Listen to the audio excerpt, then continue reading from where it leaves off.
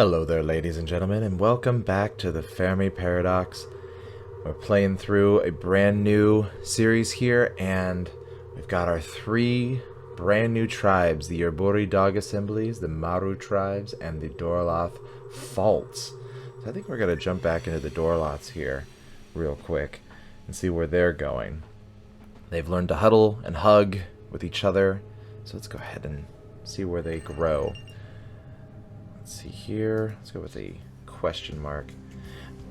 So far, I'm not sure if the question marks are still giving extra synthesis, because I haven't really seen that happening.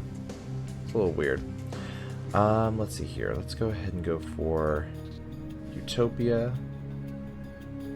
Advances in Dorloth architecture inspire a redesign of their orchards. That sounds cool. Okay, we gotta go for tech. Chemical composition of the ice crystals. Oh, that's right. They give them a greenish color. On the one side, I want... Yeah, the resource scarcity is too low. Let's go ahead and focus on that. Let's see here. Tech is good. I'm really curious what happens after the pollination age for them. Let's go for another question mark. Yeah, question mark is not giving me any synthesis, so I'm not really sure where that's going for us. Alright, how are the Maru doing? Injustice in Tau Ceti. Uh-oh. The Maru come to believe that nightmares are messages sent by mighty spirits. In order to receive more such sacred messages, some Maru begin deliberately traumatizing children, placing them in disturbing and dangerous situations to encourage nightmares. What madness is this? No one cannot stop sleeping in fear of bad dreams. What? Sorry, one cannot stop sleeping in fear of bad dreams. Oh, I see. You need to keep sleeping in order to... It just... How to explain what the heck that is saying? You can't stop sleeping just because you are afraid that you are going to have bad dreams. That is what that says. Amharic proverb from Ethiopia. Alright. So let's see here. Nightmare children. This is so great. Alright, so we could have massive injustice. The practice of traumatizing their own children becomes widespread among the Maru. Those who refused are shamed by their peers for denying the sacred touch of the gods. The deep psychological scars of such universal trauma alter the culture forever. Again, 3 pips for 5 synthesis, not really worth it. So I think we're going to take regular development. We're not going to prevent it, because that's a lot for just stopping this. And I think it's too weird to not have it happen. But let's just see. While a few were able to endure traumatizing their own children, the belief in sacred nightmares endures. Oh, while few were able to endure traumatizing their own children, the belief in sacred nightmares endures. A few selected children are chosen every generation to become night talkers, each undergoing a horrific upbringing to fulfill their sacred role. So it's literally child abuse for specific children so that they can have this religious significance. That's insane. I love it. Absolutely insane. Okay. Let's see here. We don't want to lower their tech, so let's just take a regular pip here. Where would the gods lead us, indeed? Okay. So we're doing okay. We've got... Ooh. Oh. Looks like there's a... I don't know if I can actually click on the... It's overlaid there a bit. So I guess we'll choose Utopia. They compose an epic poem recounting their history. Nightmare children, they are ours, sleeping in bed under the stars. They will speak to the horrors they see, and we will live in eternity. There we go. There's their epic poem about the nightmare children. Let's see here. Ethical values, do we want? I don't really want to take a hit to them just yet. Their harm potential is pretty low, but still. Okay. Let's hit the resource scarcity a little bit here. I think they're still pretty young. They're still in the Stone Age, so I think we can go ahead and take that a little bit, and they'll be fine. Alright, let's add their tech level here. In contrast to the rich flora and fauna of the surface of Tau Ceti 3, the oceans never developed any life forms and are a liquid desert. Alright. Come on, Yerburi, what are we up to here? Knowledge and Vex. Clockwork Computers. The Erebori create sophisticated mechanical devices that can run programming routines and store and manipulate data. With whirring gears and dazzling numbers, the enormous Clockwork Computers run on steam power and receive instructions via punch cards, while variable inputs are dynamically entered by several operators turning different cranks. Skeptics wonder whether these miracles of ingenuity are mere showpieces or if they could actually demonstrate reliable results. Interesting. I think it was just mentioning Lady Byron there. I'm pretty sure she's the one who's basically the foremother, if you will, of computing. Okay, wow. So we could take, oh gosh, a 30 hit, but we could get them to the next tech age. But God, that's gonna put us in a bad spot if something bad happens. I'm gonna risk it. What's life without a little risk? The Clockwork Computers offer solutions to every imaginable problem. Precise mechanical calculations allow the Erebori to collect and quantify new magnitudes of wealth. Let's go for it. Oh, they are so very... Oh, are they... Oh, they're there. Okay, so we just need to go... Let's see. Should we add to people or do another... Alright. They compose an epic poem recounting their history. Punch cards... Calculations, all are here in our nations. Much simpler than the Maru. Okay, let's see. Tech, and then they'll be at the next age. There we go. They have reached the industrial age. The Erebori start to study electricity, steam power, and machine manufacturing in the industrial age. Harnessing the power of radio waves might allow them to send signals into outer space, but this civilization could accidentally eradicate itself as weapons development thrusts forth. Interference with the planet poses a serious threat to the ecosystem that has sustained Ereboriety through the ages. Modern bourgeoisie. Okay, so let's see here. We have not enough for wisdom, my god. But we do have enough for advancement, or we can go for power and gain some synthesis back. So let's see here. What's the power flavor text say? The Erebori focus their efforts on designing tanks, bomber planes, and simple automatic weapons for increased leverage against enemies. Naval warfare also gets industrialized. So potential casualties already super high. We are at an extinction level event with these folks, so we need to be focusing on lowering this and gaining more people. I think that's what we're really going to be focusing on here. So hard work and ingenuity are needed to maintain rapid urbanization without critically harming the planet. Train networks across vast swaths of Nexus offer high-speed mobility for both freight and passengers. Alright, let's focus on... Oh, good. Potential casualties is lowering. Which actually could be... I'm not actually sure why that would be lowering. Interesting. Might just be passage of time that's lowering that. Okay, so now in the industrial age, let's go ahead and add to the population. Okay, so that's why it's lowering. Because while the potential casualties is still at 6 or 8.7 million, because we have now increased the amount of Erebori, this slider has changed. So the harm potentials, or the potential casualties are still the same, but the harm potential is now lower. Okay. Let's see here. Alright, let's go ahead and lower that harm potential again. Erebori rifle soldiers lay down their simple rifles and abandon the art of war. Okay. Let's establish some synthesis here. Doraloth faults, new technological age. They've reached the float age. What the heck is a float age?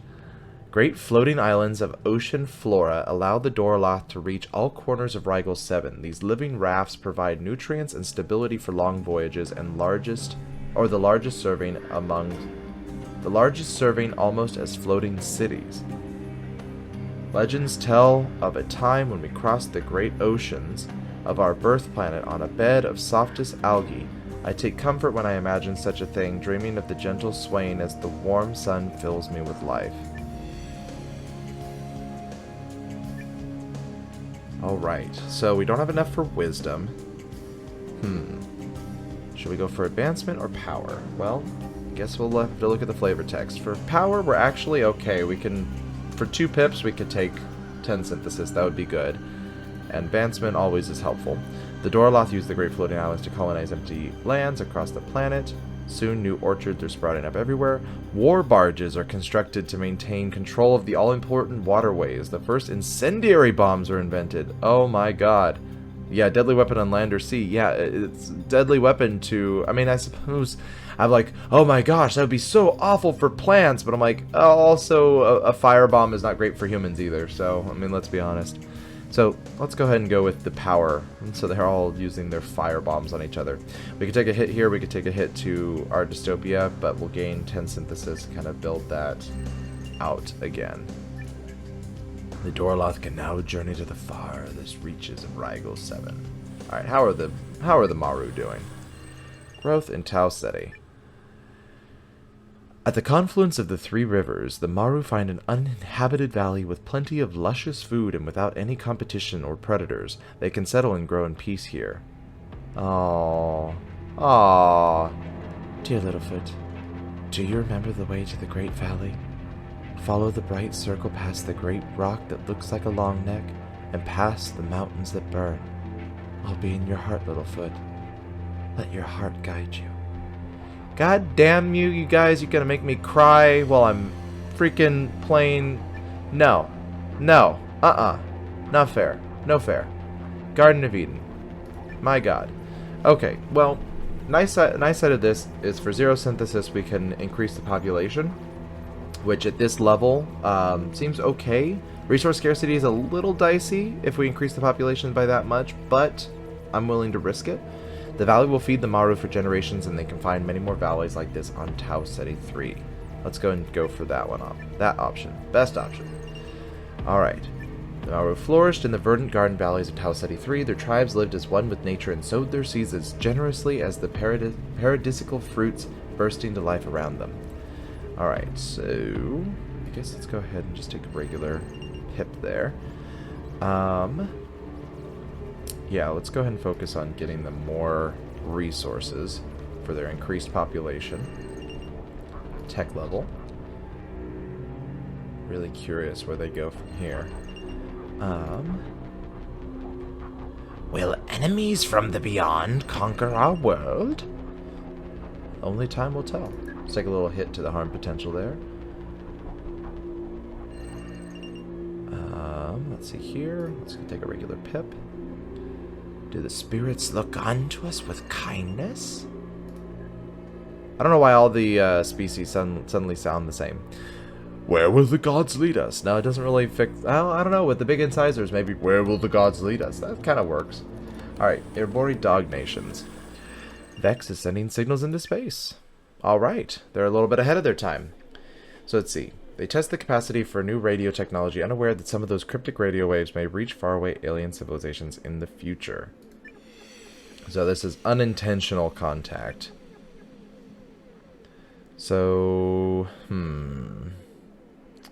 So for nothing, we can gain 17 synthesis. And since they are a bit ahead of the schedule here, I might go for that. Because a regular signal, sure, but like nobody else is near, even close to making contact with them. So a signal is not necessarily going to mean anything for them. So let's go ahead and take the 17 synthesis and bounce with it. All right, let's go ahead and lower the potential casualties. I like that plan. Let's go ahead and raise the amount of people. Yeah, let's go for that. There's a new high area. I don't know what a new high area is, but that sounds like fun. Disorganized communication signals in the Erebori went unnoticed. The intermittent signals were hard to detect against the background noise of the universe. Thanks to the magic of analysis, steam-powered computation engines put the Erebori on the fast track to advancements in astrology, navigation, and war, among other areas deemed important in the nautical age. Soon every ship was outfitted with a clockwork computer that could pinpoint the trajectories of planets and projectiles. That's kind of cool. I mean, that is really why computers were invented in the first place, was so that we could, you know, shoot rockets and cannon fire. Okay, let's see here. Let's take a little bit of a hit to the population. Add our synthesis here, because I'm sure that something bad and awful is going to happen soon. So let's lower that potential casualty rate. Let's see here. Just waiting for something awful to happen. They are the most utopic society. Utopic? That's not a word. They are the highest utopia level society that we've got. They have now reached the nuclear age. Okay, now they're a little bit on track to, you know, space flight. When rocket technology begins to take off, the race for space dominance among the emergency superpowers of Vexus is on. Jet planes increase the potential for travel all over the globe, and nuclear age communication technology allows news and entertainment to spread via mass media. As the Erbori delve into the secrets of the atom, the threat of extinction looms ever heavier on the horizon. Alright. Ooh, so we can take wisdom, but that's gonna totally take all of our synthesis.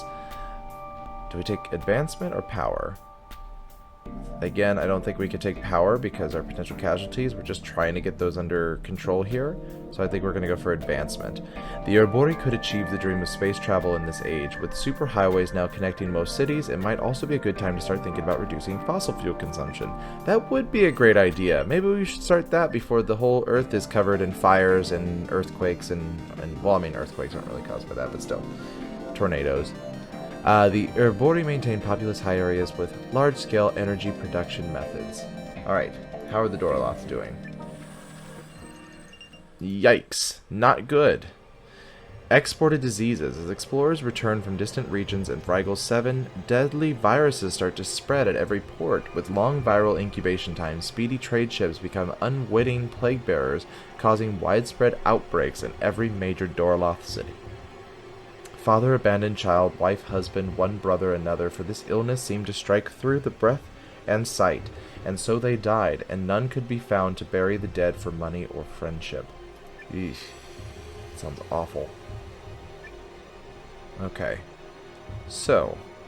Oof. So we could... A close call. Nullifying it entirely takes all of our synthesis. Minimal survivors?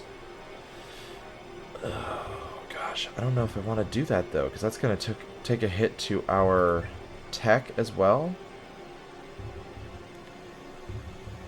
We are going to have 1 million Doroloth left. Oh, gosh. But do we want to spend it all on stopping it? This is the question. I kind of do. I feel like this is a big hit this early in the game. So ships are stopped in harbors and quarantined for enough time to detect whether the crew are infected. Regions where the disease originated from are avoided altogether. Let's go ahead and go for the close call, you guys. We've got the synthesis for it. Let's take it right now. I'll try to gain some of that synthesis back here. Alright, we're going to take a couple hits to them so that they can help pay back the 60 synthesis that we just lost. Let's see here. Let's take a question mark. Yeah, question marks definitely are not giving us synthesis anymore. It's a shame. Alright, kind of like defeats the purpose of them, because it's like all the sorts of different random stuff is happening because of it. Beautiful poems are shared among the Dorloth on Rigel 7. We survived! We survived an awful plague. I don't know what rhymes with plague. Tag? That's not a word. Leg? Oh. We survived an awful plague. We had to... It just cost us an arm and a leg. Hopefully we could pay the universe back. Sounds like Kazar is on crack. That is a horrible poem. I'm sorry, Doroloth. You guys deserve better. Alright, let's see here. So, let's go ahead and... let's go ahead and add a million Doroloth here. Bustling Doroloth plantation becomes a center of trade and commerce. I guess we'll take a hit to the Doroloth population, but we'll gain some synthesis back. Okay, here, let's go ahead and take a hit to our resources. Okay. Alright, Maru, what's up? What's going on? Great war. Competition over hunting grounds has turned the tribes of the Maru against each other. Barbaric leaders push to wipe out neighboring tribes before they can do the same to them.